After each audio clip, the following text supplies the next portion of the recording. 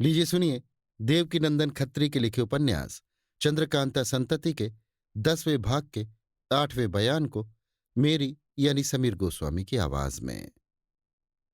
दारोगा जिस समय इंद्रदेव के सामने से उठा तो बिना इधर उधर देखे सीधा अपने कमरे में चला गया और चादर से मुंह ढांप कर पलंग पर सो रहा। घंटे भर रात गई होगी जब माया रानी ये पूछने के लिए कि इंद्रदेव ने आपको क्यों बुलाया था बाबा जी के कमरे में आई। मगर जब बाबा जी को चादर से मुंह छिपाए पड़े देखा तो उसे आश्चर्य हुआ। वो उनके पास गई और चादर हटाकर देखा, जागते पाया।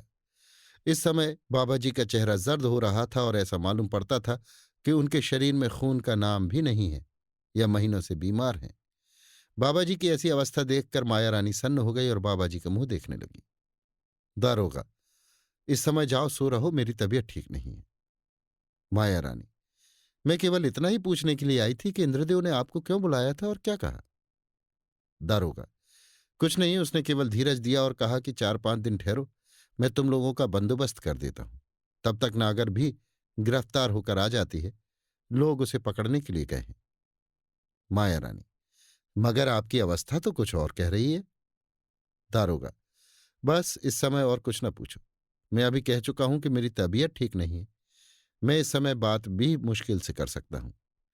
माया रानी और कुछ भी न पूछ सकी। उल्टे पैर लौटकर अपने कमरे में चली गई और पलंग पर लेट के सोचने विचारने लगी। मगर थकावट, मांदगी और चिंता ने उसे अधिक देर तक चैतन्य न रहने दिया और शीघ्र ही वो नींद की गोद में जाकर खर्राटे लेने लगी। रात बीत गई। सवेरा होने पर दारोगा ने दरियाफ्त किया तो मालूम हुआ कि इंद्रदेव यहां नहीं है। एक आदमी ने कहा कि 3-4 दिन के बाद आने का वादा करके कहीं चले गए हैं और ये कह गए हैं कि आप और माया रानी तब तक यहां से जाने का इरादा न करें।